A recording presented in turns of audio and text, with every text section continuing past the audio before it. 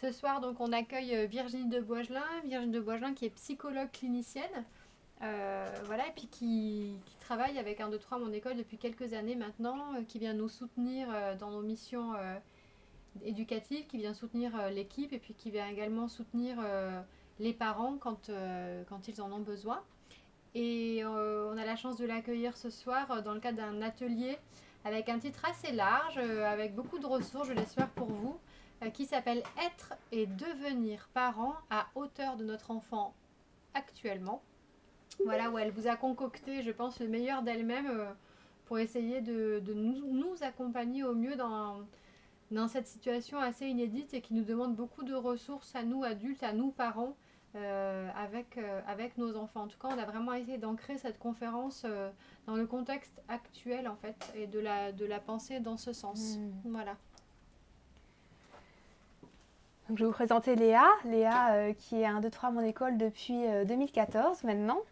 Qui est co-directrice de l'école et qui est en charge des activités extrascolaires, des ateliers, de l'animation, des conférences. Voilà, elle fait beaucoup de choses au sein de l'école.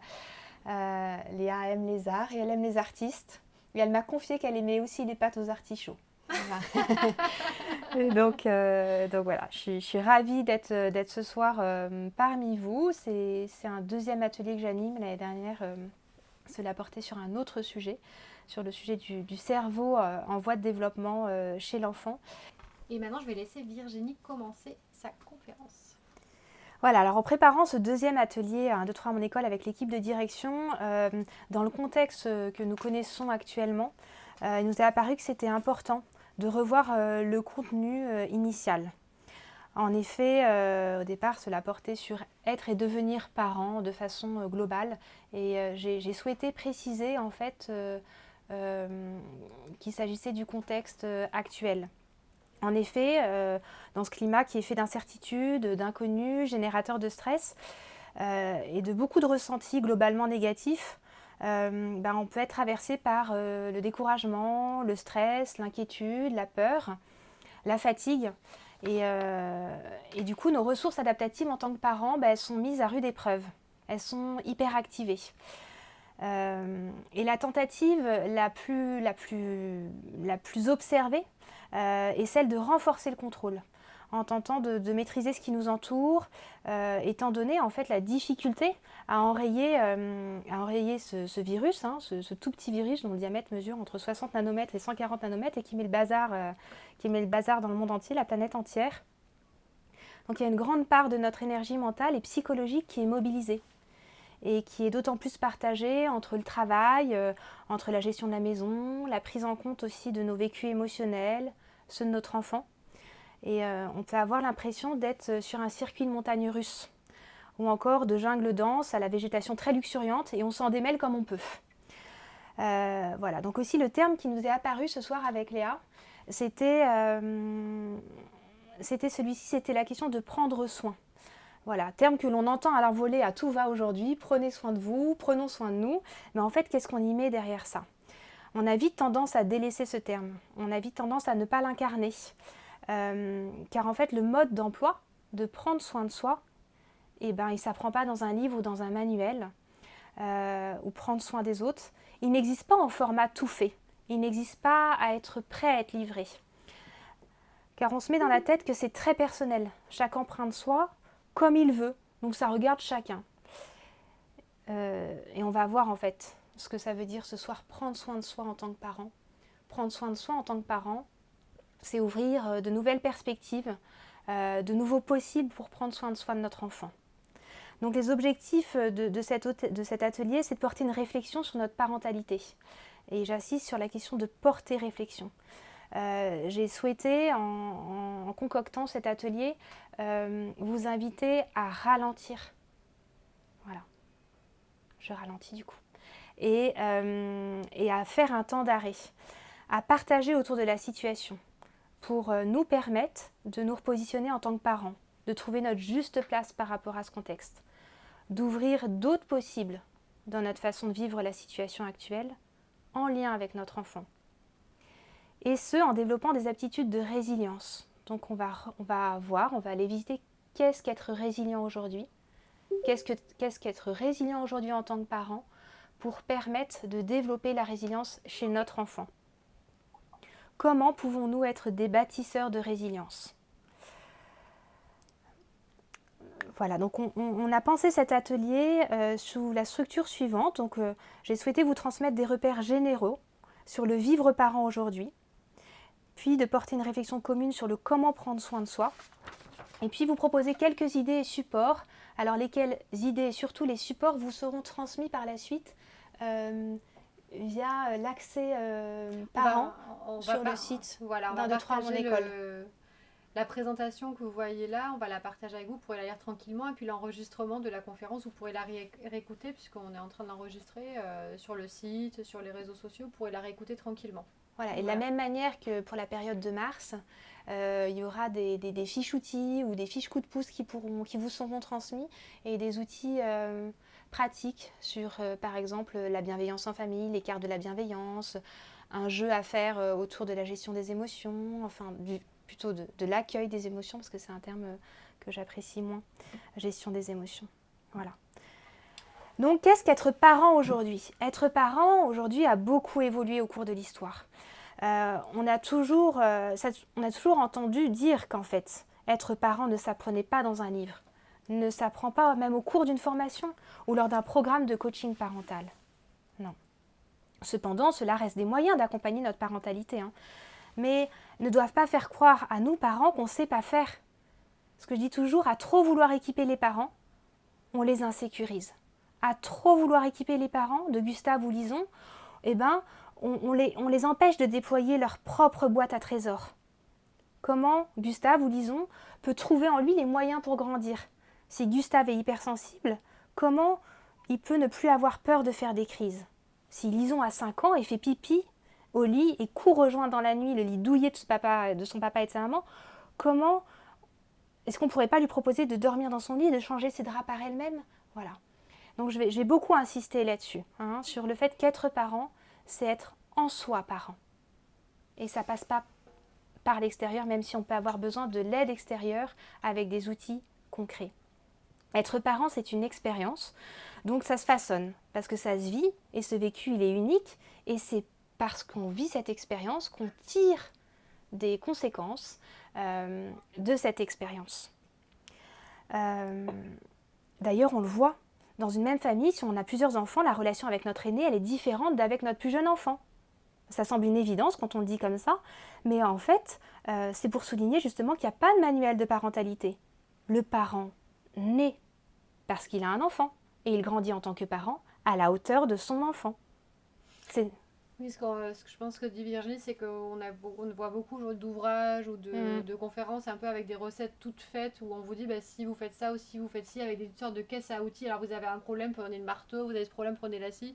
Mais qu'effectivement, ces outils restent des outils à l'extérieur, alors que je pense que ce qu'elle suggère, c'est d'un peu de retourner à l'intérieur de soi en tant que parent avec ses ressources à soi, parce qu'en fait, les parents savent faire avec du bon sens, avec leurs outils à eux, en fait. Et que c'est en eux, en fait, que quand en retournant à l'intérieur, ils peuvent effectivement y arriver par eux-mêmes, et leurs enfants aussi peuvent réussir par eux-mêmes à trouver les moyens, en fait, de résoudre certaines situations. Donc c'est ça qu'on va voir, et en quoi, en fait, on peut avoir l'impression, du coup, de ne pas être un bon parent.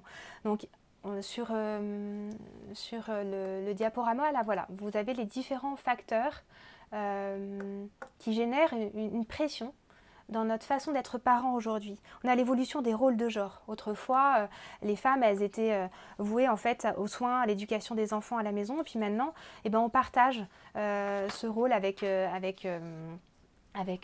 mari. Donc on est obligé de partager les tâches multiples de la gestion de la maison tout en continuant à travailler. Donc la femme, à la fois, s'est émancipée, mais en même temps peut avoir le sentiment d'être partout à la fois. Et cette évolution du rôle de genre nous amène à de nouveaux changements. C'est la question de la coparentalité. Aujourd'hui, les parents ne fonctionnent pas en référence à des rôles traditionnels. Donc nos repères sont sans cesse à recréer. Les rôles sont changeants.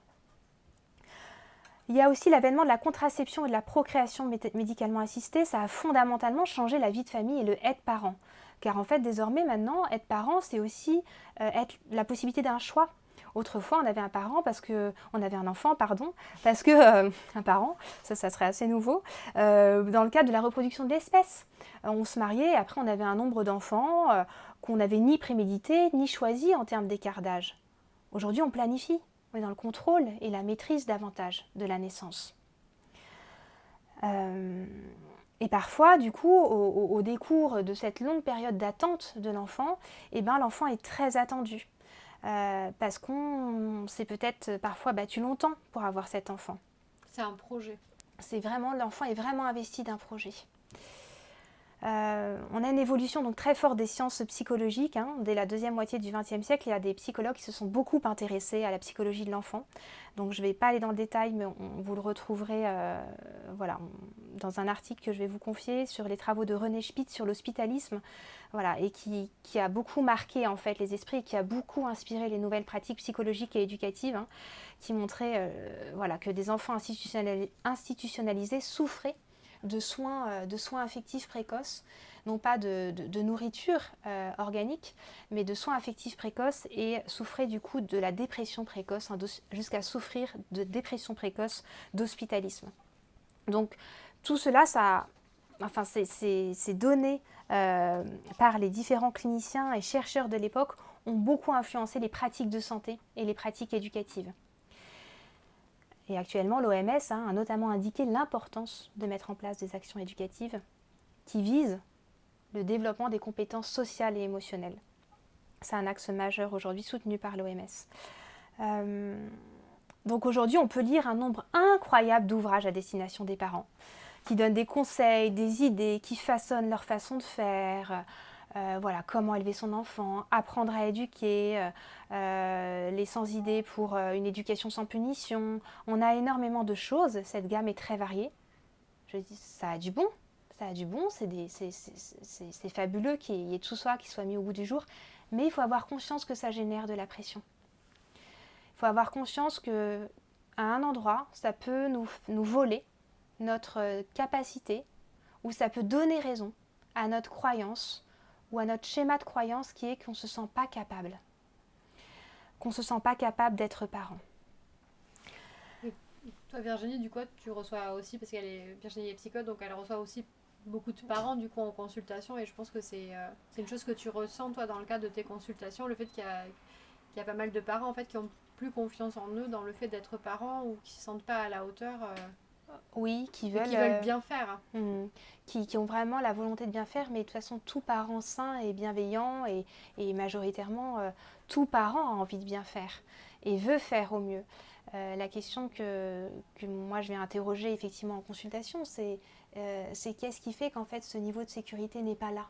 À quoi ça fait écho ? Et on va le revoir tout à l'heure à travers l'image des matrioshkas. Je vais vous en parler. Mais voilà. On a, pour aller un peu plus rapidement, on a la Convention internationale des droits de l'enfant. Et ça, c'est une révolution aussi. Pourquoi ? Parce qu'en fait, il y a les États parties qui ont ratifié la Convention et qui ont établi une nouvelle législation, et qui ont dit qu'effectivement, si on a vent, par ces services sociaux, on vend que ça ne se passe pas bien dans telle ou telle famille, on a l'occasion de pénétrer dans l'intimité de la famille. Et du coup, on a l'impression d'être mis sous contrôle, un peu comme si on avait des drones au-dessus de notre tête. Donc, on est mis sous contrôle aujourd'hui. La parentalité, elle est sous les projecteurs. Aussi, par cette Convention internationale des droits de l'enfant qui a modifié aussi la prise en charge sociétale et sociale de la parentalité. On a une montée des valeurs individualisme, donc où on prône la réussite individuelle et l'épanouissement personnel. Qui n'est pas forcément conciliable avec le fait d'avoir des enfants aussi, parce que chercher sa réussite individuelle et son épanouissement quand on a des tout petits, c'est vrai que c'est pas toujours évident. C'est ça, on peut être pris dans un double intérêt, c'est-à-dire à la fois écouter mes besoins et en même temps prendre en compte les besoins de mon enfant, et ça génère beaucoup de tiraillements, et quelque chose beaucoup retrouvé en consultation, la question de la culpabilité. Voilà, je vais être partout à la fois, mais en fait la réalité c'est que je ne peux pas être partout à la fois. Donc quels vont être mes choix et mes priorités ? Quelle va être mon équation d'harmonie ? D'autant plus que la vie professionnelle, surtout dans la capitale, est assez prenante et engageante, et qu'on a tous des challenges. Et qu'on subit une pression, assez conséquente, très forte. Une pression assez forte, ouais. Voilà, donc depuis... Mais Virginie, ces personnes avec des masques qu'on voit sur l'image, qui sont-ils? Donc ces personnes avec ces masques que l'on voit, bah, c'est nous en fait, ça pourrait être nous, ça pourrait être l'un d'entre vous. Donc cette situation effectivement que l'on connaît aujourd'hui est génératrice aussi de stress parce qu'elle nous soumet à des contraintes importantes, elle restreint nos possibilités, bon, en tout cas elle nous fait croire qu'on peut restreindre nos possibles ou, vu différemment, elle peut nous engager vers d'autres possibles. Mais cela renforce en fait un sentiment voilà, qu'on nous vole quelque chose ou qu'on se donne aussi raison à notre sentiment ou à notre croyance d'impuissance. Voilà, donc la question c'est de savoir de quoi ai-je vraiment en tant que parent. Est-ce que je peux accueillir et je peux reconnaître que je suis parent sous haute tension et comment je vais pouvoir en baisser la charge. La situation actuelle, effectivement, est génératrice de stress. Il y a une étude prospective qui a été faite très récemment sur le vécu du confinement aujourd'hui. C'est vrai que moi je lisais cette partie-là de Virginie, c'est quoi le stress? Parce qu'on sait tous ce que c'est le stress. Quand on dit stress, c'est une notion commune en fait qu'on partage tous.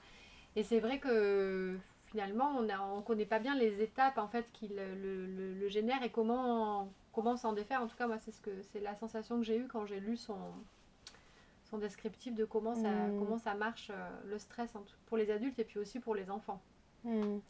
Alors en effet cette situation actuelle on peut se demander si elle est stressante pour nous adultes.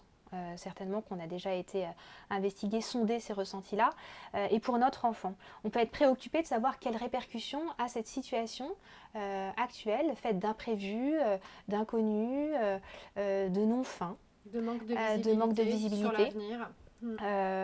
D'hypermobilisation, de ressources aussi concrètes qui peuvent être financières, voilà, de ressources émotionnelles. Comment, en fait, quel effet à moyen et à long terme à ce niveau de stress sur nous-mêmes, sur mon enfant et son développement, mais aussi on peut se questionner différemment, en nous y impliquant davantage, en y mettant davantage du jeu, voilà, pour aller regarder et explorer un peu au-dedans de nous qu'est-ce qui se passe sur le plan émotionnel, corporel, dans la relation à soi, dans la relation à l'autre. Ces questions alors ne deviendraient pas quel effet à moyen terme ou à long terme du stress aujourd'hui sur moi-même et sur mon enfant, mais comment je vis la situation actuelle. Qu'est-ce que la situation actuelle vient me refaire contacter? Quels sont les stress initiaux que je viens revisiter, qui se réactivent en moi? Je commençais en disant qu'il y avait une étude prospective qui avait été faite récente sur 2500 enfants âgés de plus de 9 ans et qui démontre que finalement, plus de près de 80% ont bien vécu le confinement. Ça peut nous rassurer. Plus de 60% des enfants ont plutôt apprécié le confinement pour avoir un nouveau rythme, etc. Alors, de façon plus large. Il n'y a pas les adultes. Est-ce que les adultes, il y a les adultes là pour l'instant je me suis concentrée effectivement là-dessus. Il y a les adultes qui ont rencontré les enfants effectivement. De retrouver, voilà, ça a été l'occasion de resserrer des liens, de retrouver un rythme de travail, de détente. Ça a été l'occasion de nouveautés. Voilà. Mais ceci dit, en consultation, en tout cas, est-ce que l'on peut observer, certains parents rapportent la manifestation ou la réapparition de difficultés, de manifestations de stress, d'anxiété, on va le revoir. Mais voilà, on peut s'interroger, on pourra en discuter d'ailleurs si vous le voulez. Vous pouvez même poser des questions déjà. Est-ce que cette situation aujourd'hui est traumatogène et on va avancer dans ce sens-là. En tout cas, je voulais vous livrer les résultats de cette étude. De toute façon, les études vont continuer. C'est une étude qui aujourd'hui est peu significative, mais c'est un premier résultat en fait que l'on peut avoir. Alors, c'est quoi le stress? Le stress, c'est une réaction normale de l'organisme face à un danger qui est perçu. C'est une réaction de tout le corps. Ce n'est pas une réaction psychique au départ, c'est une réaction physiologique. Le stress, il est tolérable pour l'organisme, dès lors qu'il est vécu sur une période qui est courte et qu'on a accès à un réconfort à court terme. Dans les premières années de vie, lorsque le cerveau se développe très rapidement, le cerveau est particulièrement vulnérable aux influences environnementales et le stress toxique précoce peut provoquer une hypersensibilité aux stresseurs. C'est quoi une hypersensibilité aux stresseurs? C'est que plus tard, l'enfant qui est reconvoqué à une situation stressante va avoir des manifestations qui sont plus fortes que celles attendues et observées pour son âge. Pourquoi? Parce qu'il y a eu une très forte sensibilisation des circuits neuronaux et d'autres systèmes qu'on appelle des systèmes endocriniens et des neurotransmetteurs. Voilà. Donc cela crée en fait un cerveau en hypervigilance et ça peut créer même des séquelles neurobiologiques dans le cas du stress toxique précoce. Voilà, mais le stress est au départ une réaction de protection face à la perception d'un danger.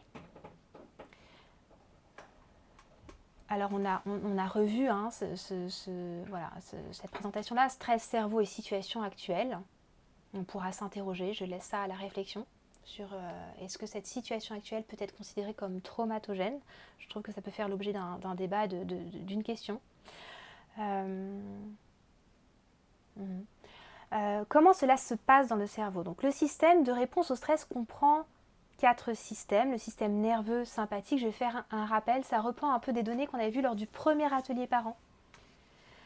Il y a divers systèmes de neurotransmetteurs, le système immunitaire, et puis on a l'axe qu'on appelle l'axe HPA, qui est l'axe hypothalamo-hypophysaire surrénalien, c'est l'axe hormonal du stress. D'accord?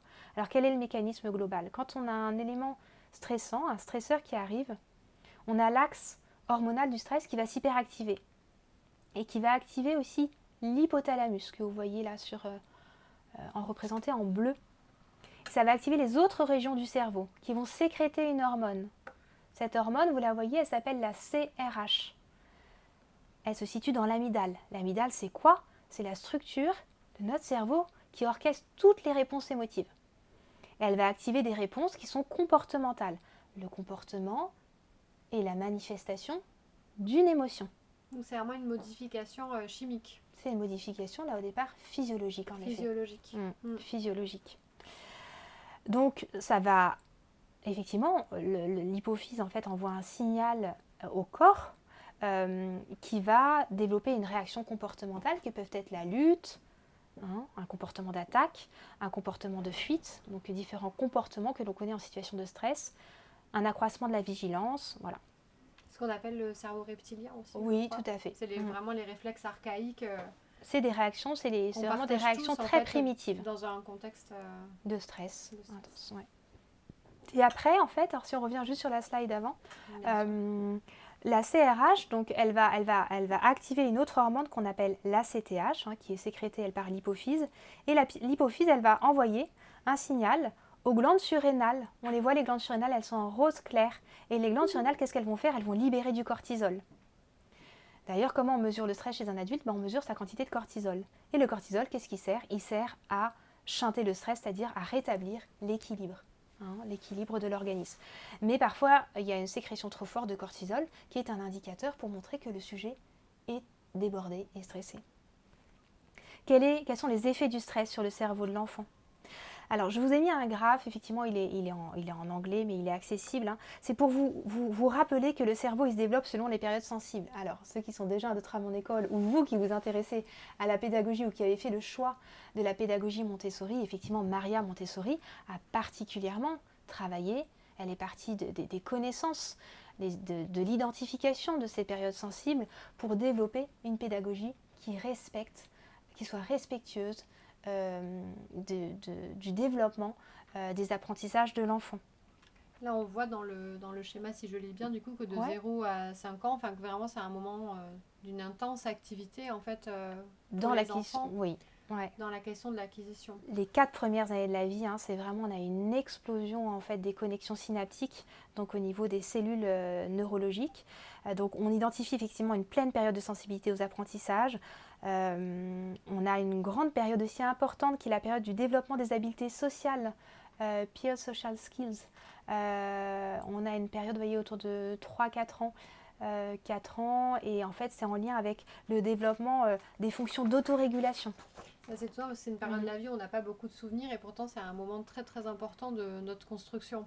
C'est un moment important de la construction autour de 4 ans effectivement parce que c'est l'apprentissage du jeu social. Pourquoi cet apprentissage, le jeu social là se descend? Parce que les fonctions de régulation qui se situent au niveau du lobe frontal, donc voilà, au-dessus de mes yeux, effectivement on peut le toucher, j'aime bien montrer à l'enfant, voilà, tu peux toucher ton lobe frontal, enfin. C'est les fonctions, moi je l'appelle le grand phare. C'est celui qui va réguler, contrôler et qui va permettre à l'enfant de concevoir la vie de l'autre, qui va pouvoir c'est la partie du cerveau qui va permettre en fait aussi de se voir fonctionner et donc en se voyant fonctionner, de se réguler, de s'ajuster aux intentions de l'autre. Et le lobe frontal se développe jusqu'à quel âge, Virginie? Alors lobe frontal, ça je vous l'avais lu et relu et c'est beaucoup travaillé aujourd'hui, ça a été beaucoup redit, mais du coup je vais le repréciser. Si on laisse les choses se faire déjà, le lobe frontal il commence sa maturité autour de l'âge de 4 ans et demi. Hein, donc je rappelle par rapport à ce qu'on avait déjà vu lors de l'atelier d'avant qu'effectivement du coup les cris, les manifestations par des cris, par des pleurs ou des grosses crises de colère Ouais. avant l'âge de 4 ans et demi, donc ça a été dit et redit mais je le répète, sont effectivement en lien avec une immaturité de ces fonctions de régulation et se poursuivent jusqu'à l'âge de près de 30 ans. 30 ans. Voilà, jusqu'à l'âge de 30 ans. 30 voilà. ans pour développer. Donc soyez rassurés, si vous faites des grosses crises de colère, vous pouvez signifier que votre... C'est normal, voilà. vous n'êtes pas encore... Les aptitudes d'autocontrôle sont... Mais du coup, pour préciser, effectivement, le matériel montessorien, et Maria Montessori a pensé le matériel permet un soutien aux fonctions exécutives. Du coup, l'idée, c'est pas seulement de laisser faire, parce que si on permet à l'enfant de davantage s'autoréguler, il sera mieux avec lui-même et mieux dans la relation aux autres, et on aura des relations plus pacifiques aussi avec notre enfant et de meilleure qualité. Donc l'enjeu aussi pour nous en tant que parents, et pour elle, éducatrice d'un 2-3 mon école, et l'ensemble des éducateurs d'ailleurs, c'est de venir en soutien à ces fonctions d'autorégulation. C'est des préconisations aussi, moi, que je peux transmettre en consultation. Et du coup, pour vous livrer juste ça, pas valeur de résultats de recherche, c'est tout à fait, c'est une observation issue de mes consultations. Ce que je peux dire, c'est que je fais très bien la différence sans poser la question aux parents. Si l'enfant a été scolarisé, a eu un cursus dans une école Montessori ou pas. Il y a une nette différence dans les capacités d'autocontrôle chez un enfant. Voilà, je reçois 2 enfants de 4 ans avec un cursus Montessori. Alors, j'entends par là cursus Montessori comme tel. Voilà, parce qu'on peut y trouver de tout. Et un enfant qui évolue dans une scolarité Mais les différente. capacités d'autocontrôle, par exemple, c'est... la capacité de, je ne sais pas. La capacité d'autocontrôle, c'est la capacité à pouvoir réguler, par exemple, à être moins impulsif, à réfléchir avant d'agir. Les capacités d'autocontrôle sont... De planification aussi, certainement, puisque le matériel Montessori permet en fait de penser une planification d'action avec des étapes, puisque c'est comme ça que ça fonctionne, et on sait que ça, c'est très important pour la suite. Donc ça va être effectivement les aptitudes de planification, d'organisation dans l'activité, initiée, poursuivre l'activité et la clôturer. Et aller jusqu'au bout. Par exemple, si on prend l'exemple des perles à enfiler, l'enfant qui a de bonnes aptitudes d'autorégulation est capable, sans l'aide de l'adulte, d'identifier son choix. Donc ça, c'est en fin de cursus Montessori, ou en milieu de cursus. Bon, ça dépend aussi, c'est facteurs dépendants d'éléments qui appartiennent à l'enfant. Est capable d'initier du coup le choix de prendre le plateau avec les perles à enfiler, de conduire l'activité en ayant un comportement qui soit adapté, qui soit maîtrisé, en s'asseyant bien à sa chaise, sans renverser. Moi, c'est vrai qu'en traversant l'école, souvent les enfants ils veulent nous montrer comment ça marche. Quand ils prennent une activité, ils vont nous montrer puis par étapes, et en fait ils vont pas s'arrêter, c'est-à-dire qu'ils vont le faire jusqu'au bout, et ils vont vraiment prendre le temps de faire toutes les étapes et même de ranger le matériel et de le remettre à sa place. Ce qui est vraiment assez étonnant, surtout pour des enfants de cet âge-là, qu'on voit comme ça s'organiser, faire une chose jusqu'au bout, le remettre. Alors c'est propre au matériel montessorien, qui est un matériel d'autocorrection. Donc on pourra en parler, mais effectivement c'est propre au matériel montessorien où l'enfant accède à sa propre autocorrection sans avoir besoin que l'adulte vienne réguler et contrôler. Donc l'enfant prend conscience par lui-même de son erreur. Ça développe aussi par là même des capacités de raisonnement qu'on appelle le raisonnement inductif. Raisonnement inductif, c'est-à-dire que je prends conscience de mon erreur, il y a un raisonnement logico-mathématique, de logique derrière. Une cause, si je fais ça, du coup ça produit ça. Et l'enfant va faire des allers-retours jusqu'à passer à l'étape. Voilà. Et il prend beaucoup de plaisir à faire par lui-même en faisant ça pour passer à l'étape d'après, ce qui lui apporte beaucoup de satisfaction, renforce sa capacité, renforce sa confiance en lui, l'estime qu'il a de lui-même, d'avoir dépassé cet obstacle cognitif. Et aussi émotionnel. Voilà. Donc ça fait partie de toute la pédagogie Montessori. On a un peu dérivé sur Montessori, mais c'est tellement passionnant. Mais c'est tout ça pour dire qu'en tout cas, le fondement de Maria Montessori, ça a été de repartir de ces périodes sensibles qui avaient été identifiées. On comprend qu'elle avait bien compris ce qu'on a découvert après sur le fonctionnement du cerveau, en fait, et qu'elle avait vu juste dans ses observations. Alors, on va passer sur le graphe d'après. Effectivement, quels sont les effets? Alors, visibles, en fait, j'ai rigolé quand j'ai relu cette diapositive parce qu'en fait, c'est plutôt invisible. Je ne sais pas si vous pouvez avoir accès à ces photos-là, mais c'est pour dire qu'en fait, cérébralement, on voit les impacts du stress. Alors, j'ai choisi en fait 2 photos, je crois que c'est de la TEP, bref, c'est une tomographie par émission de positons, mais peu importe. Bon, on a un enfant, ce terme est un peu impropre, c'est un enfant en bonne santé émotionnelle, je préfère que le terme enfant normal, qui n'a pas de signification. Lorsqu'un enfant se sent effectivement en détresse, il manifeste par exemple en criant et il obtient en retour du réconfort de la personne qui prend soin de lui, de son caregiver. Celui de droite, c'est celui d'un enfant qui est en souffrance émotionnelle. Par exemple, celui d'un enfant qui était placé dans un orphelinat de Bucarest en Roumanie dans les années 90. Les orphelinats de Bucarest de Roumanie étaient très débordés. Donc les parents, en fait, les enfants recevaient de la nourriture substantielle et de l'hygiène, mais ils étaient privés d'interaction avec les autres. Donc qu'est-ce qu'on voit? Ils étaient dans une vraie famine psychique, c'est ça que je voulais dire. Quand on regarde ces images, on distingue une zone rouge qui est hyperactivée sur le cerveau de l'enfant en bonne santé émotionnelle, et chez l'enfant qui ne reçoit pas tous ses soins, eh ben, on ne voit pas cette zone rouge qui est hyperactivée. Cette zone rouge, c'est ce dont on parle à l'instant, c'est le cerveau frontal, enfin la zone frontale. Le lobe frontal, je cherche le mot. D'accord? C'est ce lobe frontal. Or, ce lobe frontal, il va avoir une grande fonction dans la régulation cognitive. On l'a vu tout à l'heure, on a parlé de l'activité Montessori, mais dans la régulation aussi émotionnelle. Il est en étroite relation avec le lobe limbique, le cerveau des émotions. Donc on voit que l'équilibre affectif en fait est très important pour le développement du cerveau. Voilà, donc la situation actuelle confirme la nécessité d'intervenir précocement auprès des parents et des services éducatifs pour prévenir des effets du stress émotionnel chez les enfants. Alors, la croissance du cerveau. Donc, un peu plus rapidement peut-être, la croissance du cerveau. Donc, je vous ai mis une petite photo voilà, de la multiplication des connexions synaptiques. On a ce que vous voyez comme en forme étoilée. Hein, c'est les cellules de cerveau qui ont une forme d'étoile avec un noyau et l'axone et les dendrites.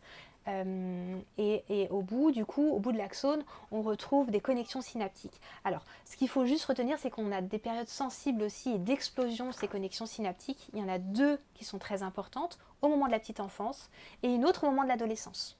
On va retrouver des manifestations à l'adolescence qui sont en lien avec une explosion des connexions synaptiques. Donc les adolescents sont très actifs, même quand ils sont enfermés dans leur chambre et que... Donc en fait, on a une explosion à une certaine partie de l'adolescence, effectivement, qui fait que là, le cerveau se modifie complètement aussi en profondeur.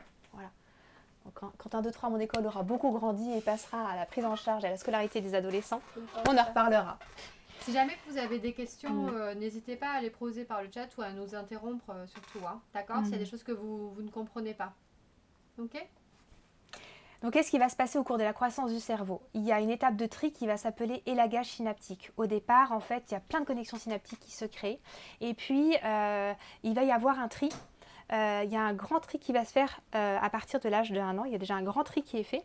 C'est-à-dire qu'en fait, les connexions synaptiques qui vont rester, c'est les connexions qui auront été le plus activées. Qu'elles soient activées de façon positive ou négative. Donc, le cerveau, en fait, va retenir, donc va engrammer toutes les expériences à laquelle il a été confronté. D'accord? Aussi bien voilà, des expériences positives que des expériences négatives. Donc lorsque le cerveau grandit, il perd 2/3 de ses possibilités et il renforce 1/3 qui a été le plus utilisé. Il se spécialise. Il va se spécialiser. Il y a une spécialisation, parce qu'après il y a une efficacité. Il y a une spécialisation. Mais du coup, il peut y avoir une spécialisation par la négative. Donc si on parle du stress, si l'enfant a été soumis à un stress émotionnel précoce, il va y avoir une spécialisation de certains circuits neuronaux qui hyperactivent en fait la réaction au stress. D'accord? À 2 ans, l'architecture cérébrale est constituée. Donc, ce qui explique les effets du stress toxique précoce. Et du coup, ce qui va nous amener tout à l'heure à réfléchir sur la question de la résilience. Voilà, on peut conclure surtout que dans les premières années de la vie, les soins qui sont apportés à l'enfant devraient être l'équivalent de ce qui n'est pas apporté par le cerveau. En effet, notre cerveau est très caractéristique par rapport à celui des autres mammifères. Notre cerveau est perpétuellement en train de se modeler. Il connaît des changements dynamiques. Le cerveau de l'enfant, il naît immature. Donc il naît dans cette grande vulnérabilité. Donc je vous ai mis ce schéma qui reprend différentes photos à différents âges, qui démontre aussi ça. Et j'ai choisi ce symbole du yin et de yang qui pour moi est le symbole, voilà, qui peut être le symbole de l'équilibre. Symbole de l'équilibre entre l'apport, si le rose était le rose du yin ou du yang, je ne sais jamais, bref, sur le symbole du milieu, là du cercle, si le rose était l'apport des soins affectifs apportés à l'enfant, et le blanc, les stimulations, et ben, il faut un juste équilibre entre l'apport des stimulations et l'apport des soins affectifs à l'enfant. C'est aussi important les apprentissages finalement que la sécurité affective. Tout à fait. Et j'insiste aussi, c'est aussi important la sécurité affective, effectivement, que les apprentissages, enfin c'est ce que tu viens de dire, mais on voit aussi le stress chez les parents peut se manifester par une volonté à tout prix d'anticiper et de stimuler trop tôt son enfant. Et en fait, l'hyperstimulation, là, je voulais l'introduire aussi, est génératrice de stress. Pourquoi ? Parce que le cerveau de l'enfant n'en est pas là. Le générateur de stress, c'est l'enfant. C'est-à-dire que finalement, si par exemple un nouveau-né, on veut le stimuler beaucoup, c'est ça, par exemple, lui donner beaucoup d'activités, je sais pas, mettre plein de choses au-dessus de son lit, lui proposer des choses à voir, lui dire beaucoup d'histoires, être un peu comme ça dans une grande quantité d'activités, peut-être que finalement, à vouloir donner beaucoup, trop, comme ça, l'enfant, peut-être pour lui, ça peut faire l'effet inverse en fait de quelque chose de positif. C'est des enfants qui se manifestent comme des enfants hyper stimulables. Voilà, en fait, le cerveau de l'enfant a ses étapes de développement et un enfant globalement se développe bien et les choses se font sans hyperstimulation matérielle, etc. Ce qui va vraiment être prédominant, c'est la relation de soins affectifs qu'on va avoir avec lui. Aujourd'hui, voilà, les activités d'hyperstimulation, on le vend en poupe. Mais voilà, j'invite toujours à beaucoup de vigilance par rapport à ça et cette hyperstimulation précoce. Ça passe par la connaissance voilà, de comment le cerveau se développe et de retenir qu'on a une grande vulnérabilité de ces circuits neuronaux. Voilà, alors pourquoi ces pourcents ? Peut-être que vous vous demandez pourquoi ces pourcentages. Juste un indicateur, je ne vais pas m'étendre, mais c'est qu'à un an, en fait, quand je mets 60%, c'est que le cerveau de l'enfant a atteint 60% de sa taille d'adulte. À 2 ans, vous voyez 75%, 4-6 ans, 90%. De sa taille, c'est-à-dire de son développement, de son poids. De son poids d'adulte. C'est pour ça que les enfants, ils ont une grosse tête par rapport au corps. C'est ça. Ils gardent une grosse tête par rapport au corps. Après, du coup, ça s'équilibre. Mais c'est vrai qu'on a cette sensation chez les tout petits, du coup, d'avoir une tête importante. Ouais. Donc, mais vous voyez combien ça se développe, en fait. Hein. C'est surtout ça aussi qui a démontré. Voilà, là, j'ai voulu rappeler qu'est-ce qu'était la plasticité cérébrale. Alors, on l'a vu, je viens de le dire qu'à un an, il y avait un grand tri, un élagage des connexions qui était fait. À 2 ans, les fondations donc, de l'architecture cérébrale sont faites. Ce que je souhaite démontrer par la plasticité cérébrale, c'est que je voulais vous parler par là même, on va en reparler après, de la résilience. La résilience, elle est encore possible en fait si l'enfant... Après, on emploie le terme résilience, c'est un terme, c'est un terme reconnu de tous. C'est un terme reconnu de tous. Tout ce qu'on partage dans le langage commun, après on en a plus ou moins une définition précise. Ouais. Peut-être on pourrait oui, tu veux l'introduire là-dessus. Qu'est-ce que... puisque voilà. Alors, qu'est-ce que la résilience ? La résilience, je peux le rappeler effectivement ici, c'est la capacité d'affronter des défis que la vie nous apporte et de trouver des moyens pour s'en sortir, mais de s'en sortir grandi, de s'en sortir plus fort. Il y a la notion de réparation, je crois. Il y a la notion de réparation, il y a la notion, je dirais pas de réparation, je dirais d'acceptation. Et de faire en fait de cette expérience une expérience qui va me faire grandir. C'est-à-dire qui va me permettre de développer mes ressources adaptative. Quelque chose de négatif, on peut avoir vécu quelque chose de négatif ou de difficile qui peut être transformé en fait en quelque chose de positif. Ou même qui peut amener de la construction, qui peut bâtir en fait notre... Qui peut induire un changement, maison. Qui peut aussi me donner voilà, en tout cas qui me maintient aussi en vie. Hein. Le processus de résilience est un processus qui me maintient en vie. Voilà. Bon. En tout cas, ce qui est important par Boris Cyrulnik. Par Boris Cyrulnik, qui est aussi connu. Après, tout le monde naît avec une capacité de résilience.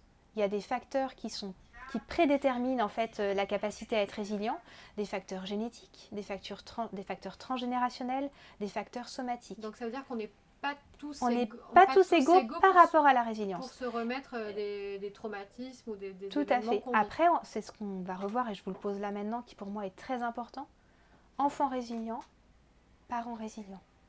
D'accord ? Enfin, c'est plutôt l'inverse, parents résilients, enfants résilients. Si nous sommes parents résilients, notre enfant, on soutient la capacité de résilience de notre enfant. C'est ça qu'on verra en fin de travail. Et qu'est-ce que la synchronicité? Alors, donc voilà, la plasticité cérébrale, c'était pour dire qu'effectivement, il y avait de nouvelles connexions synaptiques qui se faisaient et que la résilience, en tout cas, elle est possible, mais si l'enfant a été préservé dans ses 2 premières années de vie, d'accord ? Qu'est-ce que j'entends par synchronicité ? La synchronicité, ou appelée encore raccordage affectif, alors ceux qui me connaissent en consultation, je parle de connexion Wi-Fi, qui est un terme plus moderne, mais qui veut dire ça. Je reviens juste sur ce que tu as dit avant, parce que tu as dit que l'enfant jusqu'à 2 ans, oui, que en fait, ce qui se passe avant 2 ans, en fait... Alors, les stress émotionnels très intenses vécus avant 2 ans fait que affaibliront les capacités de résilience des enfants. Ça provoquera des stress, effectivement. On a du mal à retourner donc, avant 2 ans. Alors, quand je dis avant 2 ans, alors là, effectivement, sur l'image de plasticité cérébrale, quand on voit birth, mais c'est même avant, c'est-à-dire qu'on a des stress in utero. On pourra éventuellement en reparler, ça peut faire l'objet d'une discussion sur des stress in utero. Donc, quand je parle de stress in utero, c'est quand il y a eu fécondation. Voilà. À 1 mois, on a des engrammes de stress précoce très importants au niveau sensoriel, perceptif et qui peuvent engendrer des perturbations émotionnelles et comportementales à l'âge de l'enfance ou à l'âge adolescence ou de l'adulte. Voilà. Après, Virginie, on passe souvent le terme engramme. Engramme, ouais. Qu'est-ce que c'est ? L'engramme, j'aime bien ce mot. L'engramme, c'est la marque. C'est la marque, c'est la trace. La trace. On a engrammé, finalement, on a une empreinte. On a absorbé. Même si on n'a pas voulu. Mais indépendamment de notre propre volonté, j'aime aussi rappeler qu'on est fait à 5% de conscient et à 95% d'inconscient. Donc, c'est dire combien il y a des choses que l'on ne maîtrise pas. À 95%, on ne maîtrise pas. Je me permets de poser une question de Madame de Charon qui dit: est-ce que vous pouvez donner un exemple de stress émotionnel précoce ? Un exemple de stress émotionnel précoce. Alors, un stress émotionnel précoce, ça peut être une phase de dépression, par exemple, de la maman enceinte, par exemple. Oui, ça peut être effectivement ça. Ça peut être un accident vécu quand la maman était enceinte. Un choc émotionnel important, un deuil chez la mère, des tensions conjugales importantes, où en fait la maman s'est sentie à un moment en insécurité. Ça s'est manifesté par des réactions physiologiques, une moindre peut-être disponibilité. La maman était était auto-centrée, préoccupée, prise par en fait cette émotion-là et voilà. Donc ça peut générer effectivement des stress émotionnels précoces et même on peut avoir des diagnostics anténataux avec notamment, je pense à anténataux avant la naissance. On a des pathologies qui sont maintenant diagnostiquées en anténatal, par exemple des malformations au niveau du rein. Et en fait, quand on relit l'histoire avec la maman, on se rend compte qu'à 5 mois de vie, au moment de la formation du rein, il y a eu un stress émotionnel intense vécu par la maman. Alors après, l'idée c'est que c'est là. C'est que c'est là. Et qu'est-ce qu'on en fait après, mais c'est déjà identifier ce qui s'est passé, c'est déjà une première chose. Et puis, et chez le parent et l'enfant, ça peut changer la donne de savoir qu'il y a eu cet événement traumatique. Ça peut changer la donne. Après, l'idée, ça va être d'aller, comment dire, j'aime pas réparer, mais faire avec ce qui s'est passé, faire avec ce qui s'est vécu, être dans une phase d'acceptation et donc de transformation par la suite. Voilà un exemple de stress émotionnel précoce. Est-ce qu'on a répondu à votre question, Madame de Charon ? Oui. Merci en tout cas de participer. Ça nous fait du bien. Comme ça, on a l'impression qu'on ne parle pas toute seule. Qu'on est avec vous. Qu'on est avec vous, ouais. Nous sommes des êtres de relation. Voilà. D'ailleurs, donc voilà, si on en revient à la synchronicité, nous sommes des êtres de relation. Donc moi, j'aime bien parler de connexion Wi-Fi. Cette connexion Wi-Fi, c'est une posture qui ne s'acquiert pas par la volonté, qui ne s'acquiert pas par se dire j'accepte d'être un parent imparfait, j'accepte de ne pas être disponible pour Léo qui voulait jouer avec moi. Ça ne s'acquiert pas comme ça. Parce qu'en fait, je peux me le dire, en fait, au fond de moi, je peux toujours me sentir en conflit de ne pas avoir été disponible pour Léo. Je peux toujours me sentir tiraillée. Je ne suis pas libérée de ce tiraillement-là. Je suis toujours en conflit avec ça. Même si je me dis, mais il faut que j'accepte de ne pas être une maman parfaite et de ne pas avoir été disponible pour Léo. Non. En fait, je dis souvent aux parents, c'est un travail qui est beaucoup plus profond. la synchronicité, cet accordage affectif, cette connexion qu'on a avec notre enfant, c'est un chemin de connaissance de soi. En fait, c'est en étant connecté à moi-même que je peux me relier, que je peux m'associer, me laisser recevoir de mon enfant. Donc c'est vraiment une connexion à soi.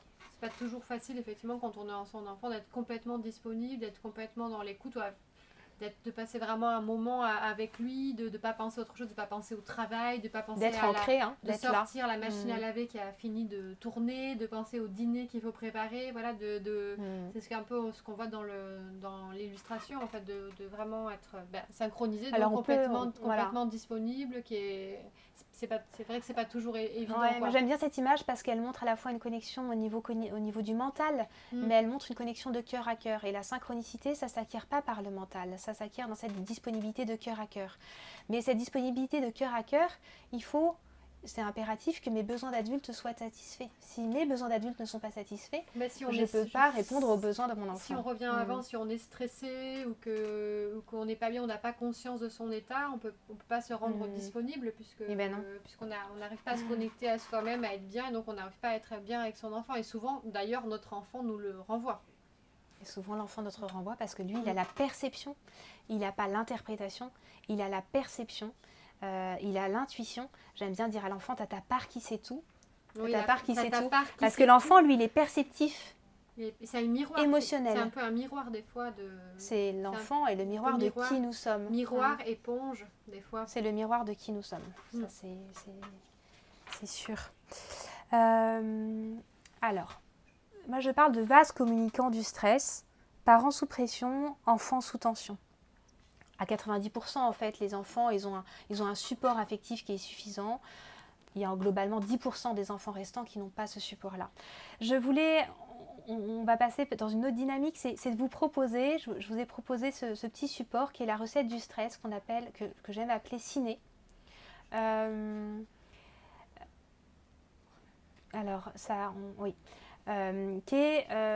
Qui permet d'identifier, c'est un outil un peu rapide, qui permet d'identifier qu'est-ce qui me stresse dans la situation.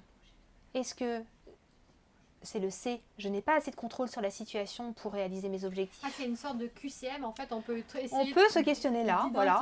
Par exemple, aujourd'hui, je me suis sentie stressée, qu'est-ce qui, en tant que parent, qu'est-ce qui fait que j'ai été stressée aujourd'hui? Est-ce que je suis dans une situation imprévisible où des changements peuvent subvenir à tout moment, cela crée un sentiment d'instabilité, d'insécurité? Est-ce que c'est parce que je fais face à une situation nouvelle? Alors on peut cocher les 4 en fait. Voilà. La recette du stress, ciné, on va le revoir après du coup comme outil aussi de questionnement et de changement. Alors si on passe à la slide d'après, voilà. Je vais vous inviter de façon très spontanée, très intuitive, c'est-à-dire sans chercher à comprendre ni quoi que ce soit, je vais vous proposer en fait de choisir un mot qui correspond le plus à votre ressenti émotionnel. Dans quelle émotion, au moment où je vous parle, vous vous sentez? Il n'y a pas de bonne ou de mauvaise réponse. Je pense que Virginie nous propose un jeu. Voilà, c'est un peu comme... mais... Frustration. Alors... Frustration. Pas facile, la frustration. Frustration. Est-ce qu'il y en a d'autres qui sont dans un... La colère... On a des personnes en colère ici. On a des personnes en colère, dans la joie, dans l'amour. Inquiétude. Inquiétude. C'est vrai qu'il y a de quoi être inquiet en ce moment. Alors après, on peut le garder juste pour soi. Dès lors que vous avez votre mot. Alors, ce qu'on peut remarquer sur ce petit schéma, c'est que lorsque l'émotion est plus près du centre, on est dans un état d'équilibre et un état d'adaptation. Plus on s'éloigne du centre, plus l'intensité de l'émotion augmente. Toi, Léa, tu as ton émotion? Moi, je me sens plutôt bien. C'est certainement grâce à toi, Virginie. Mais c'est vrai que du coup, si on comprend le schéma, donc plus on est au centre, donc on voit que c'est mélangé. Plus l'équilibre est maintenu. Plus l'équilibre. Donc on peut avoir plusieurs. En fait, c'est un équilibre d'émotions finalement parce que. Oui, alors là c'est juste un mot en fait. C'est juste un mot. Choisi. Là, c'est juste un mot. Ah bah j'arrive. Ah oui. Ouais. Contrariété. Allez. Je m'aligne sur mes. Contrariété. C'est parti. C'est un peu moins fort, mais c'est toujours dans la même... D'accord, moi je vais jouer le jeu parce que je suis entre le contentement et la joie. Oh, mais trop facile. Ouais. Virginie va bien. Virginie va bien. Mais je suis contente d'être là. Ça, c'est un outil à l'école qu'on c'est un utilise outil aussi pour les enfants aussi, pour les Mm. enfants quand ils ont du mal à, à verbaliser en fait l'émotion dans laquelle ils sont. C'est vrai qu'on peut voir des tableaux du coup pour essayer de voir comment je me sens, est-ce que je me sens joyeux, est-ce que pour avoir conscience un peu Ça part par là, de voilà. son état. Ouais. Identification des émotions. Et la deuxième étape chez l'enfant, qui est une étape en général plus périlleuse, c'est de passer de l'identification de mon émotion, de mon ressenti, À la verbalisation. à l'évocation du besoin. Voilà, de quoi j'ai besoin maintenant. C'est un peu le même principe pour les adultes parce C'est que le c'est même vrai principe pour d'abord les de adultes. réussir à identifier son émotion et ensuite d'essayer de voir quel est le besoin qui n'est pas satisfait en fait peut-être pour essayer de remédier peut-être à cette émotion qui est désagréable, mais des fois on manque de quel besoin j'ai en moi. De temps un peu pour faire le point quoi, quand on est pris dans Alors effectivement chez l'enfant ça va être de quel besoin j'ai, de quoi je dispose, de quelles ressources j'ai en tant qu'enfant. Voilà, Léo 3 ans ou Lison 7 ans. Voilà. Alors l'axe horizontal ça représente l'orientation du comportement. Alors on a soit l'approche, soit l'évitement comme comportement, et l'axe vertical c'est la réaction corporelle. Soit on est dans la détente, soit on est dans la tension. Donc selon l'intensité de l'émotion, le niveau de tension ou de détente augmente. De même qu'on est dans un comportement d'approche ou d'évitement. D'approche, ça veut dire D'approche, c'est-à-dire d'ouverture. Par exemple, d'accepter. D'acceptation. Plus la peur est intense, plus il y aura de la tension et de l'évitement. Plus la colère est intense, plus il y aura de la tension et un comportement d'attaque, d'agressivité, de défense. Plus la tristesse est intense, moins il y aura d'énergie et l'évitement sera plus grand. Plus le sentiment d'amour sera grand, plus le comportement d'approche, d'ouverture à l'autre, de réceptivité, donc de synchronicité. Donc d'approche, d'accueillir par exemple, si je discute avec quelqu'un, si je veux bien l'écouter et être bien disponible et bien accueillir ce qu'il a à me dire, il faut que je sois plutôt à la droite en fait. C'est ça. Voilà, pour réussir du coup à être là quoi. Oui, mais c'est ça. Et ce que ça nous démontre surtout, c'est que l'importance d'apprendre à écouter ses ressentis pour pouvoir les exprimer. Par exemple, on pourrait vous servir, je vous le mettrai sous un autre format comme outil, dans la mallette parent, mais je vous mettrai sous un autre format parce que en fait, on peut informer son enfant de ça. Il n'y a pas de souci avec ça. L'enfant, il peut entendre. Donc on peut l'informer, on peut dire, voilà, je me sens contrariée et du coup, je sens que c'est difficile de venir vers toi parce que j'ai un souci, j'ai un nuage gris dans ma tête et j'ai plus de mal à venir jouer avec toi. L'enfant, il peut vraiment entendre ça. Et par là même, l'adulte qui exprime ses ressentis émotionnels, qu'est-ce qu'il développe ? Il développe une atmosphère familiale où se développe l'empathie. Peut-être que l'enfant aussi, comme il voit que l'adulte s'accorde de dire comment il s'autorise sent, à le dire. Il s'autorise, peut-être que l'enfant aussi va s'autoriser à dire comment il se sent. Pourra s'autoriser, après on peut dire, bah voilà, qu'est-ce que ça te fait quand je te dis ça, voilà, mais on peut déposer ça, et dès tout petit, quand je dis petit, c'est-à-dire nourrisson, bébé dans les bras. Après la règle c'est plutôt de dire par exemple tu m'énerves, par exemple à un enfant de dire tu m'énerves ou tu me fatigues, de dire je me sens voilà. fatiguée, peut-être de ne pas repousser le... Je me sens énervée par ton comportement, voilà, déjà c'est ton comportement m'énerve, c'est pas toi qui m'énerve, mais c'est ton comportement. Toujours, voilà. Ton comportement m'énerve et je me sens effectivement le jeu de l'engagement. Voilà, c'est pas ça m'énerve, c'est effectivement je me toi, sens. C'est je. Voilà, c'est moi. Et qu'est-ce que du coup ça vient dire, voilà, après on peut s'interroger qu'est-ce qui fait que je suis énervée par. Donc ça c'est un autre type de travail. Alors, j'ai voulu rappeler ici les manifestations de stress chez le jeune enfant, puis après chez l'enfant un peu plus âgé à partir de 6 ans. Je vais passer assez vite là-dessus. Est-ce que les parents qui sont encore là reconnaissent certaines des situations que vous vivez, certaines des manifestations. Parce que nous on est en maternelle, donc là on voit difficulté de sommeil, c'est normal, a besoin de notre présence quand on met les enfants au lit, demande les bras, ne joue pas seul, se plaint de douleur, paraît fatigué. Effectivement, c'est des choses qu'on identifie. Voilà, c'est des choses qu'on peut identifier. La question... Refus d'aller à l'école. Refus d'aller à l'école, ça n'arrive jamais, non ? Chez nous, jamais. Les enfants, ils sont toujours contents de venir. Non, alors l'enfant peut refuser d'aller à l'école dans un climat d'anxiété. Ça ne veut pas dire que l'école ne répond pas à ses besoins. D'accord. Donc, ça ne veut pas dire que l'école ne répond pas, ou qu'il n'est pas heureux à l'école. Hein. Mais ça peut être dans cette période de stress, l'enfant a besoin de retrouver en fait davantage ses figures d'attachement. Donc, nous, parents, on peut avoir dans cette période-là, moi j'insiste sur la période, Oui, je ne sais pas si j'ai mis là, de régression. On connaît bien. Après, c'est pas facile d'interpréter quand un enfant refuse d'aller à l'école, comment l'interpréter aussi. Ouais. Voilà, qu'est-ce que ça veut dire. C'est pas toujours facile de démêler Oui, les raisons ou Non. que son enfant va pas forcément exprimer d'une façon claire Non, ce qui faudra- lui arrive. Il faut il faut décoder. il faut être un le peu. décodeur. Et pour être le décodeur, l'outil en fait, c'est vraiment être dans l'écoute. Voilà, qu'est-ce qu'il me dit? Sans être dans mon interprétation et de ma tête. Je peux être d'emblée dans ma pensée, anxieuse de parents. Ah ça y est, il n'aime pas l'école, on lui a dit que, etc. Et je fais marcher mon petit vélo de pensée anxieuse. Et en fait, là, je suis coupée de mon enfant. Qu'est-ce qu'il me dit là? Non, en fait, ça va à l'école. Mais qu'est-ce que ça me dit peut-être de moi, de mon stress ou de peur que ça n'aille pas bien à l'école? Est-ce que moi, je suis bien à mon travail? Après, on pense aussi à la séparation parce que c'est vrai qu'il y a certains... Ça nous arrive à tous des Ça fois peut être ça. de déposer son enfant Mais- à l'école et il y a des fois ça se passe bien et puis des fois on ne sait pas pourquoi ça se passe moins bien. On a du mal à analyser pourquoi la séparation ce jour-là elle est plus difficile, pourquoi il y a des périodes carrément qui s'installent. Des fois on a du mal à identifier tout ça. En effet, ça peut être ça. Ça peut être aussi un enfant qui ne veut pas aller à l'école parce qu'il a souci pour son enfant. Il porte le souci de son parent, pardon. L'enfant porte le souci de son parent qui fait qu'il ne sent pas que son parent est assez OK en ce moment pour lui aller au travail. Et du coup, il se fait du souci.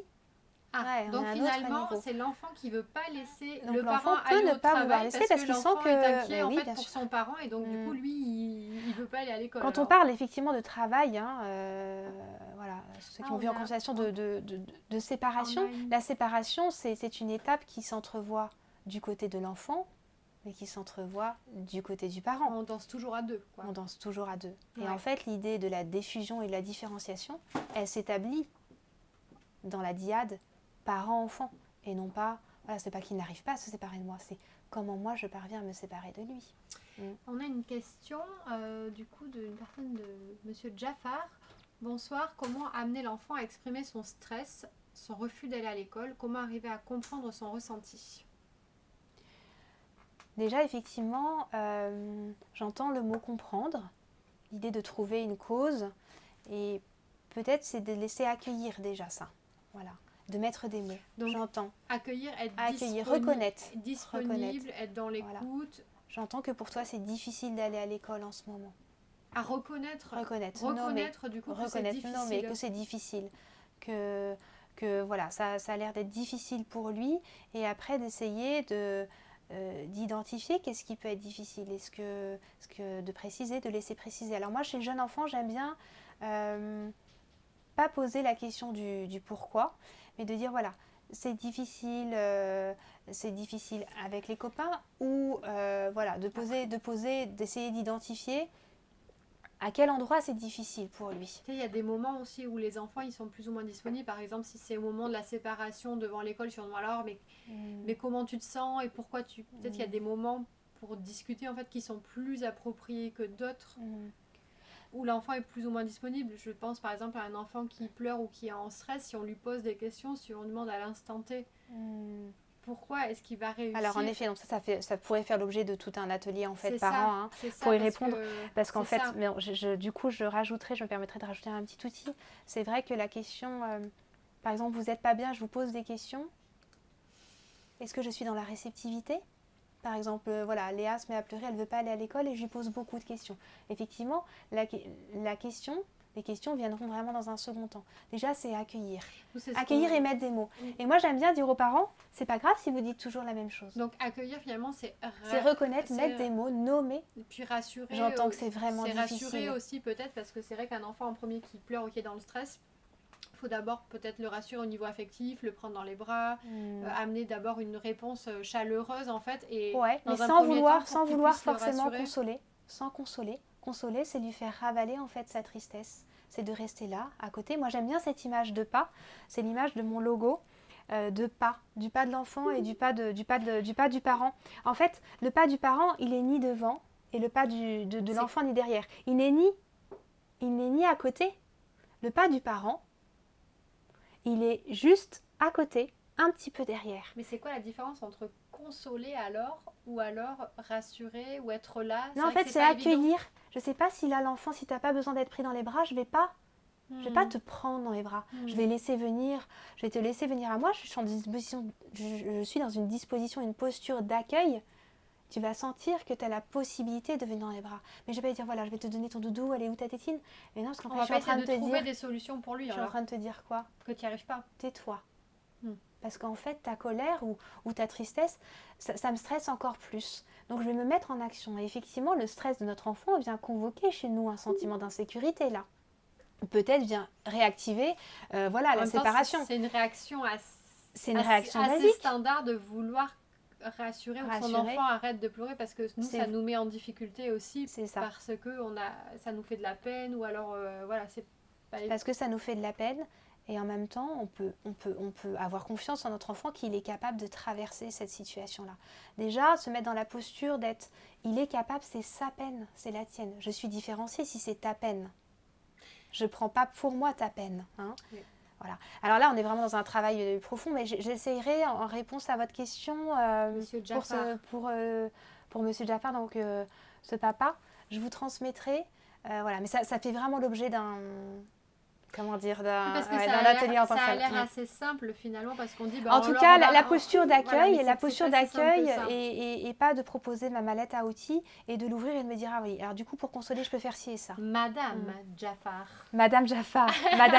pardon. En effet, on a pensé qu'on a projeté un papa, mais voilà, Madame Jaffar. Mais c'est vrai qu'avoir une réaction ajustée, avoir une réaction qui soit constructive pour l'enfant, finalement, de ne pas faire une béquille.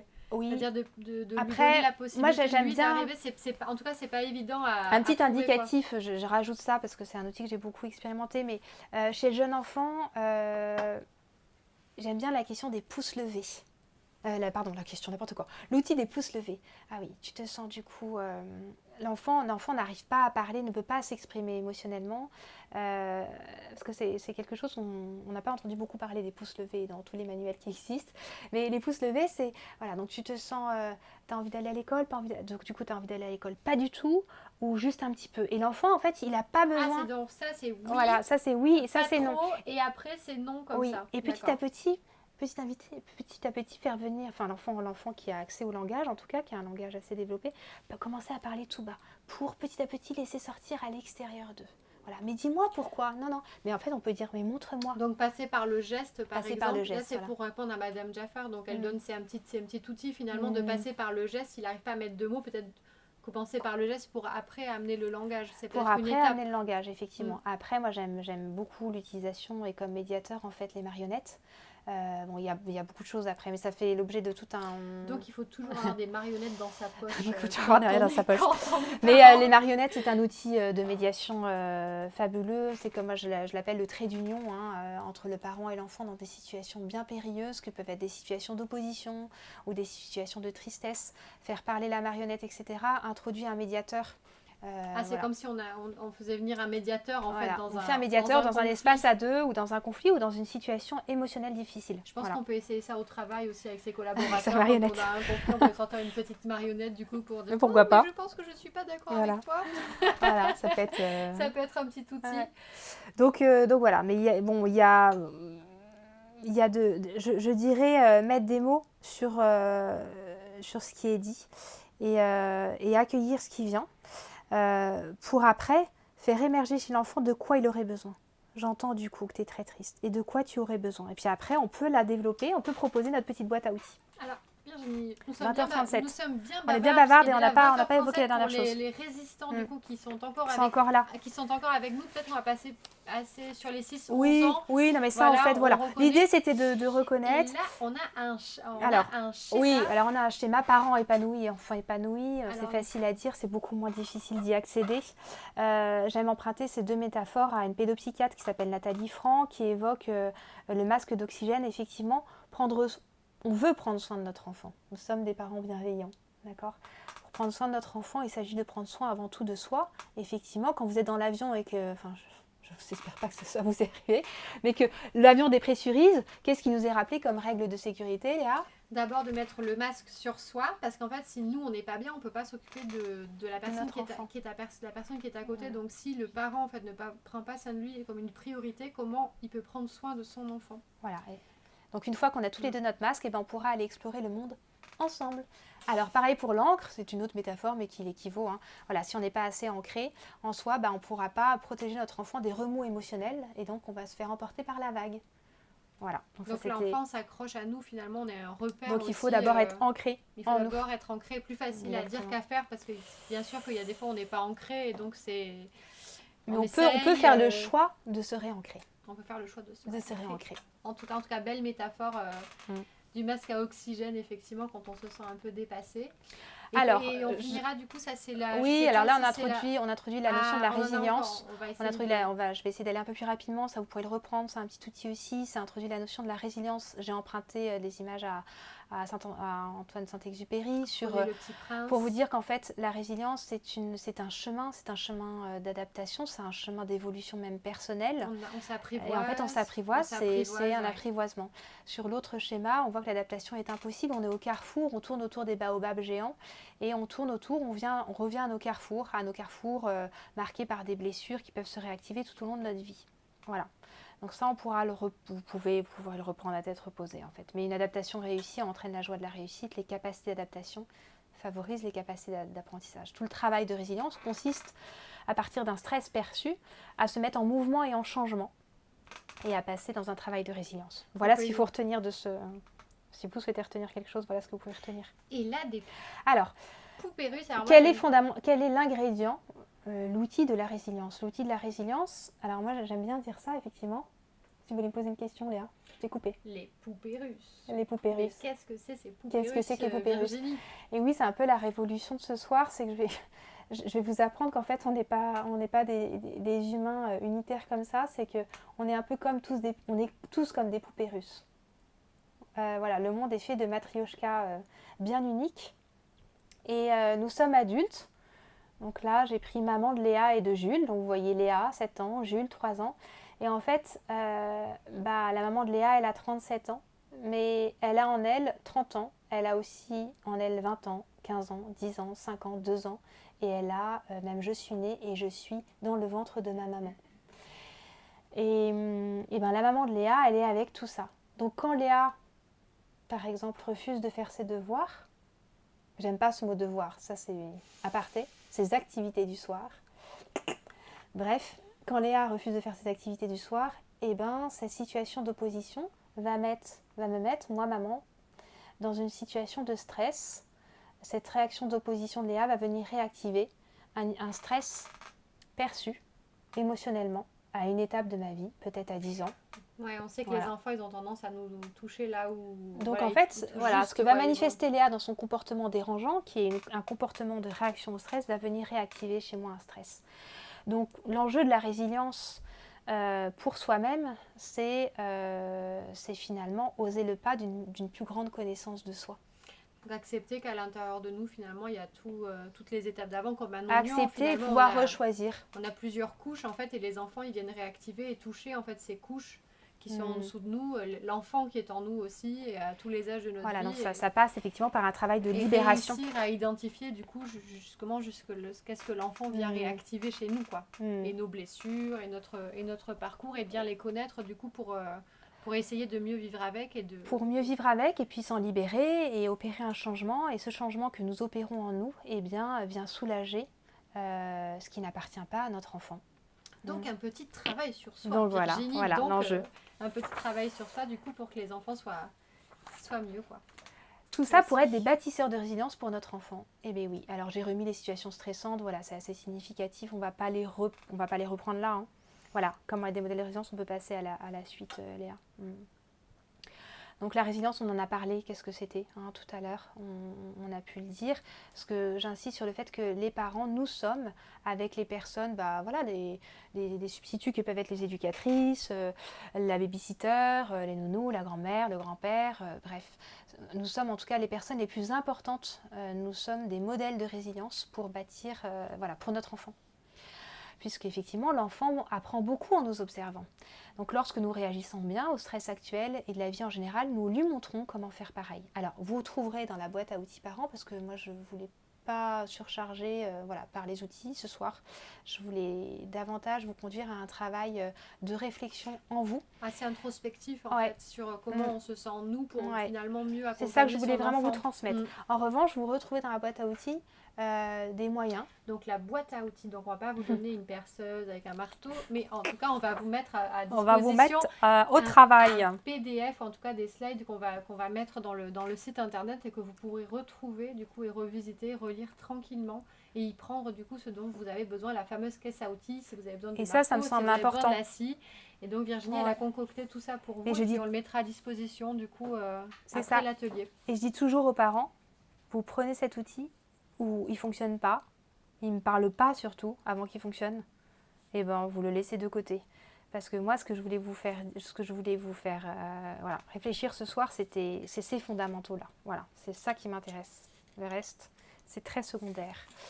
Alors, pourquoi la développer ? Bon, il y a des études prospectives qui montrent que les enfants qui ont de meilleures capacités de résilience, les enfants résilients sont en meilleure santé et vivent plus longtemps, sont plus heureuses dans leur relation aux autres, ont plus de réussite à l'école et au travail, moins de difficultés et de troubles des apprentissages. C'est vraiment des études, alors j'ai pas mis, on n'est pas dans le cadre d'un colloque ici, mais il y a des études très récentes. C'est la capacité de s'adapter finalement, c'est la capacité d'adaptation, de s'ajuster à une situation, d'essayer de ne pas rester bloqué sur un échec. Mais d'être dans le réel de la situation. De repartir. Oui, on est dans le réel de la situation, on n'est pas dans un processus d'évitement, on est dans voir l'obstacle en face et d'apprendre à faire avec cet obstacle et à développer des ressources, non pas d'évitement, mais de regarder en face. Madame Jaffer nous abandonne, mais de toute façon, je pense qu'il n'y a pas que vous, puisqu'on va devoir, je regarde un petit peu qu'est-ce qu'il nous reste, puisque Virginie, mais ça, vous allez le retrouver. Virginie, du coup, avait développé beaucoup, puisqu'on a de la chance d'avoir une psychologue scolaire qui a énormément de matière, beaucoup de choses pour vous. Si on reprend juste la slide avant, oui. Peut-être Léa, attends. Ouais, qu'est-ce que t'en penses ? Être un modèle de résilience. Oui, alors ça, vous allez le retrouver, vous pourrez le lire, comment être un modèle de résilience, mais c'est peut-être la slide d'avant. La slide d'avant. Voilà, oui, la recette de la résilience, voilà, c'est là-dessus qu'on peut peut-être terminer. Ouais. Voilà. Un enfant résilient, c'est important, ça va rejoindre ce qu'on s'est dit tout à l'heure par rapport au comportement dérangeant. C'est-à-dire que l'enfant résilient, c'est comme l'enfant qui traverse une difficulté émotionnelle. On pourrait prendre la même chose pour un atelier sur la régulation des émotions. Comment soutenir les émotions chez notre enfant ? C'est quoi ? C'est en fait nourrir, développer les forces intérieures de notre enfant. Les forces intérieures, c'est quoi ? C'est le contrôle de soi, la capacité de raisonnement, la confiance en soi, adopter une attitude positive par rapport à soi-même, et se responsabiliser et avoir des attitudes de participation. Ça, vous allez avoir de façon très détaillée dans la mallette parents. Je vais reprendre par âge comment on peut développer, soutenir le contrôle de soi de son enfant, comment on peut développer les forces intérieures de son enfant. Donc vous allez avoir des outils très concrets par rapport à ça. Ça passe aussi par l'appel au soutien extérieur. Comment être un modèle positif. Vous allez avoir aussi un petit jeu, par exemple, le jeu de loi qui développe l'empathie. Donc vous allez avoir des outils concrets sur comment être un soutien extérieur, un modèle positif pour son enfant. Mais je voulais introduire ça parce que vous voyez combien, en fait, développer la résilience chez notre enfant, c'est pas être hyper interventif. C'est se laisser cet espace suffisamment à bonne distance de notre enfant. Interventif, ça veut dire ne pas forcément chercher à trouver des solutions. À trouver la solution à la place. Mais c'est d'ailleurs, c'est jamais trouver des solutions pour lui. Parce qu'on le prive finalement de sa capacité à développer en lui C'est ses ressources. aussi ce qu'on retrouve d'ailleurs dans la pédagogie Montessori où on laisse l'enfant trouver et chercher aussi par lui-même au maximum en fait pour qu'il ait ce plaisir-là. C'est ça. Alors, si vous voulez, je peux finir par illustrer par un exemple pour que ce soit plus concret pour vous. Allez, on finit avec un exemple. C'est un exemple concret. Moi-même, je suis maman. Donc, Laetitia, hier, qui a 7 ans, me confie que c'est difficile à l'école et qu'il y a des disputes avec sa meilleure amie et une amie de sa meilleure amie. Et je rentre tard hier de mon cabinet et Laetitia me confie ça et je la sens extrêmement bloquée. Donc, je la remercie déjà de pouvoir me dire ça. Et donc, l'idée, c'était d'accueillir ce qu'elle me disait. Et elle était vraiment bloquée, elle ne pouvait pas dire avec les mots. Alors, on a fait avec les pouces. Je lui dis voilà, tu te sens, parce que je lui ai posé la question, qu'est-ce que ça te fait toi, effectivement, le fait que ta copine ne joue plus avec toi et qu'elle t'ait dit ça, parce qu'elle m'avait confié qu'effectivement Laetitia ne pouvait pas jouer avec elle parce que Laetitia, donc ma fille, ne courait pas assez vite. Voilà. Donc j'aurais pu réagir de façon violente en disant non mais c'est pas juste, je vais aller les voir, ou j'aurais pu avoir une réaction d'attaque, hein, et j'aurais pu voilà. Donc ceci dit, j'ai été peinée pour elle, mais j'ai essayé de me mettre à la juste distance vis-à-vis de Laetitia. Donc elle a pu me confier ça, et après j'ai essayé de voir avec elle. Donc comme elle ne pouvait pas exprimer ce qu'elle ressentait, donc j'ai posé la question, qu'est-ce que ça te fait toi? Elle ne pouvait pas me dire. Donc on a fait les pouces. Est-ce que tu es triste ou pas triste? Donc elle m'a dit, voilà, je suis triste. Est-ce que tu es en colère ou pas en colère? Je suis en colère. Donc elle m'a montré le pouce levé. Puis petit à petit, elle a commencé à sortir, même en montrant mon doigt, elle met en dehors d'elle son ressenti émotionnel. Puis à partir du jeu des pouces, elle a commencé à se mettre à pleurer, puis à dire, je lui ai dit, voilà, tu peux pleurer, tu as le droit de pleurer. Et après, elle a lâché prise. Voilà. Elle a commencé à lâcher, puis elle s'est retenue. Non, je veux pas pleurer. Puis elle s'est mise en opposition avec moi. Elle a commencé à m'agresser. Et j'ai juste été là. Là, je lui ai dit, j'entends cette grosse tristesse là. J'entends vraiment que ça te fait de la colère et que c'est difficile parce que tu n'arrives pas à dire. Voilà, juste à accueillir. Et j'étais là. Et puis, et c'était difficile de mettre en mots. Après, j'avais dans la tête, je me suis dit, c'est important qu'elle puisse mettre en plus à l'extérieur d'elle. Donc, qu'est-ce qu'on a été faire? Eh bien, on pourrait le faire avec un enfant, c'est de proposer de dessiner. Alors, elle écrit. Donc, j'ai proposé d'écrire et de choisir un carnet. Puis, elle a choisi, pareil, elle ne pouvait pas faire le choix de carnet. Donc, elle a montré juste avec le doigt le choix du carnet. Oui, je ne suis pas en train de trouver une solution là. On en est vraiment aux phases encore et ça a duré longtemps. Hein. Ça a duré 3/4 d'heure. Il a fallu du temps. Mais c'était le temps qu'il lui fallait en tout cas. Et voilà, donc elle a choisi son carnet et après avoir choisi son carnet, eh ben, elle a souhaité que ce soit moi qui écrive. Donc elle a commencé à mettre des mots, mais on n'a fait que par les pouces. Et j'ai écrit les phrases avec les pouces. Et puis après, j'ai fait un semblant de ne pas me rappeler, enfin de pas avoir bien retenu ce qu'elle m'a dit. J'ai bien écouté, mais je ne connais plus vraiment tes mots. Et comment tu me l'as dit avec les pouces? Là, elle a pu commencer à verbaliser. Donc, on a écrit ces phrases ensemble. Et tout le travail après, donc ça a été d'exprimer ces deux ressentis. Je suis triste parce que je me sens à l'écart. Donc, elle a pu nommer ça. Et je me sens en colère à l'égard de cette amie parce qu'elle m'écarte de mon amie et j'ai l'impression qu'elle me la vole. Très bien. Maintenant, de quoi j'ai besoin? Un bon travail d'élaboration et de verbalisation. Vous voyez, mais c'est une phase d'accueil. J'ai juste fait accueillir. On fait juste accueillir. On sait que la verbalisation après libère parce que du coup, l'idée, c'est de mettre en dehors d'elle ce ressenti-là. Elle était vraiment verrouillée. Quand je vous dis verrouillée, effectivement, c'est pas parce que... un modèle de patience du coup pour les parents. C'était un accueil, mais j'étais connectée à ce qui se passait, mais je prenais pas pour moi sa colère. Voilà. Et donc après, voilà, ce qu'elle a pu nommer, c'était quel est mon besoin de quoi? Donc je l'ai nommé, est-ce que tu as besoin de moi? Est-ce que tu as besoin de qui? Donc j'ai besoin de ça, voilà. Et après, elle a pu formuler une phrase de quoi elle a besoin pour elle, pour grandir. Voilà. J'ai connu ça et j'ai besoin en fait de quoi, Laetitia? J'ai besoin d'avoir confiance en moi. Parce qu'en fait, elle n'était pas en capacité de pouvoir énoncer à cette amie qui lui volait sa meilleure amie cette chose-là. Donc comme elle n'était pas en capacité, elle a pu nommer qu'en tout cas, elle avait besoin d'avoir confiance en elle. Voilà. Vous voyez, ça c'est par exemple un travail d'accueil, un travail de résilience. Ça a été typiquement, c'était donné, hein, c'était avant cet atelier. Donc j'ai pas prévu de vivre cette situation-là avec Laetitia. Et ça, tout le monde est en capacité de le faire. Tout le monde est vraiment en capacité de le faire. Après, je n'ai juste été là. Après, il faut ajuster à l'âge des enfants. À l'âge des enfants, ça peut être effectivement dessiné. Ça peut être dessiné, mais dessiné à la place. Et donc, vous aurez des outils de Virginie. Voilà, c'est ça qu'on va vous transmettre. Par âge des enfants, du coup, par rapport, qui seront plus ou moins adaptés. Oui, parce que c'est vrai qu'on n'a pas toujours les mêmes outils selon l'âge des enfants. Voilà, et bien, écoutez... Donc sur les derniers outils, juste Léa, sur les derniers outils, on reverra les différentes postures et vous retrouvez en fait ces différents outils dans la boîte à outils. En tout cas, on vous remercie d'avoir été avec nous ce soir et puis voilà, et puis on mettra tout ça à votre disposition, on vous communiquera par mail du coup pour retrouver cette conférence sur le site, en enregistrement, voilà. Merci beaucoup, en tout cas, on vous souhaite une très belle soirée. Et puis on vous dit à bientôt pour le prochain atelier. Merci beaucoup. Merci à vous. Au revoir.